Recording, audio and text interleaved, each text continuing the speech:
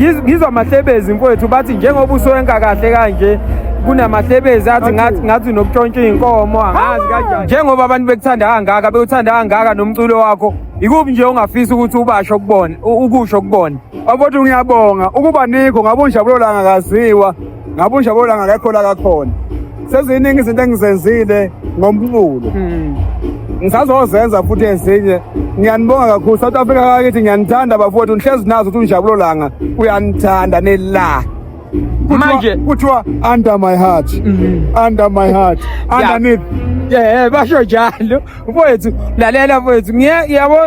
ngizwa amahlebezi mfowethu bathi njengoba usoyenka kahle kanje kunamahlebezi athi ngathi nokutshontsha inkomo angazi kanjani manje ngithi angibuze mfowethu ukuthi lengezo engaka uyihlanganisa ngani kanjani unjabulo langa unesitifiketi okuthiwa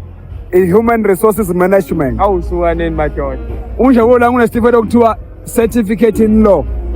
unjabulo unesitifiketi okuthiwa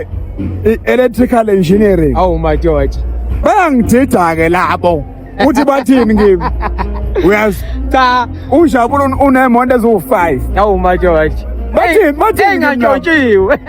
umuntu angangazi namhlanje bese efuna ukuzophawula ngamakeze kimi hayi mfowethu ngiyayidalela nje mfowethu bengifuna ukuveze lokhu ukuthi nathi amabhinqa siyafunda mfowethu sinazo nezitifiketi yabo asibonge kakhulu mfowethu awuthi nje mfowethu shout out